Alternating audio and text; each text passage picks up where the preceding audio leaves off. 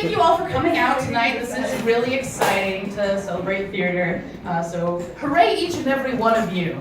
And hooray me, I recently got engaged. Oh my goodness, thank you.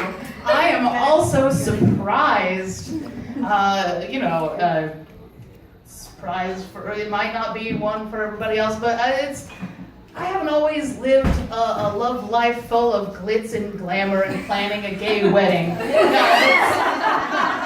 it hasn't always been that fancy. I've had my fair share of the unrequited loves, which I'm sure we all can be familiar with, but I feel like mine far surpassed your typical unfulfilled pining, and it was really spiraling in this just resignation to eternal solitude. I know, it was terrible. It was really not my favorite. It had some unexpected consequences where it was creating this energy that was attracting all sorts of unwanted attention. I don't know if anyone else is familiar with this, but one day when I first moved to Chicago, I was waiting outside on the sidewalk, and a man approached me, and he was looking for some money to buy an inhaler for his daughter. A noble cause. But I had nothing to give, so I declined, and he was so okay with it. He flipped immediately and asked me out on a date. It immediately threw up a red flag for me because his funding for necessities like food and medicine were in a deficit. However, his pool for things like dates was just in surplus.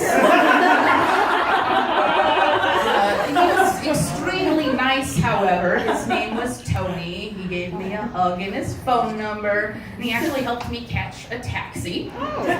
Quite the gentleman. But I never did end up going out with Tony, because I am a heartbreaker. More recently, in December, I was waiting up at the Bryn Mawr platform for the train, and a man was delivering a pizza to the platform. He asked if it was mine, and I said, no, I'm going to be getting mine at Argyle.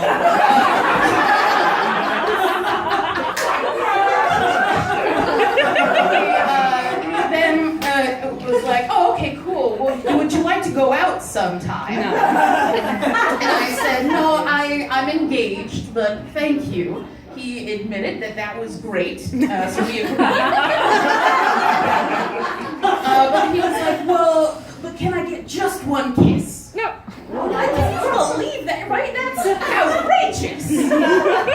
It's like he doesn't understand that the whole point of me being engaged is so that I stop making out with random CTA pizza delivery men. I'm trying to leave that life behind. Make myself an honest woman. And these are strange, albeit very isolated incidences, but I've had at least 5 different cab drivers tell me that they, in exact words, wished that they had more friends like me. They're looking for more albino lesbian friends. I mean, I guess we make pretty good company. I'm willing to pet sit if you're out of town. I'm always down to brunch. But I don't know how he deduced any of this from me just sitting quietly in his back seat. So obviously, things weren't looking so great before my fiance. It was gonna be just a sad revolving door of men who drive for a living. And, it would have left me feeling pretty just gross all of the time and empty, but I would have saved so much money on transit. That's true. I did recently find myself in the midst of a love triangle, and that was awkward. I don't know if you've ever been there. But I got a series of text messages from a number that I did not recognize. It was from a man in North Carolina. His name was Ross. He accused me of being a man named Chris. And I was trying to steal his wife, Stacy. And I better cut it out because he's gonna stop being nice next time. Ross, right? What a wild one. But it continued in the typical, stay away from my woman fashion. But like one part really stood out to me, and that was the in the block of text where he said that he was not going to accept any bribery from Chris, from Stacy's mom, or from anybody, because they were married and they would stay so forever. And like, okay, I don't know Ross. I don't know. There could be so many reasons that, people would be trying to get him to break up with his wife. Like maybe he wears a lot of like flip-flops and sandals, or maybe he's just always watching like Law and Order. I don't know. But I think that Ross really needs to take a look at himself, because this is far beyond just people trying to get in his wife's pants. His mother-in-law and others are conspiring and forming a relationship coup to bribe him to leave his wife. So maybe he just needs to reflect a little on himself, take a long, hard look in the mirror, and at the very least, just check what number he's texting. I felt really bad, just like, sorry, bro. Good luck. I do like to text, however. It's really convenient, saves me from actual phone calls, which make me nervous. And I like that they're so widespread, everybody can do it. My mother took several hours of excruciating tutorials on how to just copy and paste on a computer, but she now can text. Grandparents are texting. Babies, I'm pretty sure fresh out the womb, get an iPhone. Even Obama is just like up in the Oval Office texting his cabinet, LOL, foreign policy, am I right? So it's super convenient. I love it. It seems like there's one demographic not in on the action, and that's our pets. And I've put a lot of thought into what I think that would look like, though, if you could text those. For little friends, dogs would be like really like overzealous boyfriends or girlfriends. You'd be at work, working, it's 10:15, you check your phone, you already have like 8 messages. It's just like, hey, what's up? Hey, when are you gonna get home? Hey, I miss you. And you're just like, all right, fine, dog. And you just respond. It's like, probably 5:30. But, you give them one thing and they just onslaught you with more. Just, I've been sleeping on your sweater because it smells like you. I'm peeing on your shoes because I love you so much. The worst. Jeez, we've all been there. Cats, on the other hand, would make you feel like you were the crazy one. Yeah, so true. You get it. Real talk. Real talk. You would send one message at like lunchtime. You'd just be like, wondered if you wanted to get Thai tonight. The cat would look at it, read it, yawn, stretch, clean itself, nap in a sunbeam, and never respond. And you're at work just like, whoa, what happened? Things were going so great with Cat. I can see that Cat read it. What did I do wrong?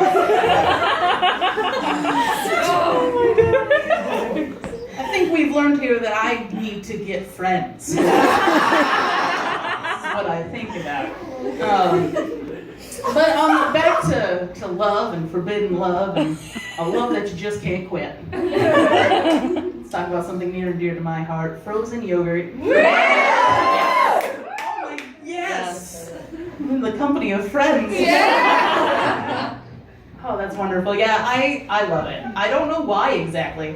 Because if you compare it to ice cream, I generally think ice cream is infinitely better. No. But Yeah. mixed. All right. Bipartisan. All right. Yeah. We're bipartisan. Sorry, I didn't mean to offend. But that's the thing. Like I think ice cream is better, but I would still always be down for some froyo, no matter like what I've eaten or how soon I've eaten. Like before that point, if you're like, Sarah, let's go get some froyo, I'm like, on it. I've realized that froyo names for the shops are not that imaginative. You need 2 words. One of them has to be either, well, it's a combination of like yogurt, berry, or a color, and that's kind of like all you need. It's kind of like how you only need a combination of park, oak, or lake to make a Chicago suburb. It's true. But in the area, it seems like there's 2 big factions of froyo. You've got your forever yogurts, you've got your pink berries. And if you've been under a lactose intolerant rock, recently, pink berry, it's assembled for you, predetermined cost. Forever yogurt is a free-for-all and it's priced by weight. And I've gone through this life thinking that I am like a strong, empowered woman, you know, the kind of gal that Destiny's Child sings about.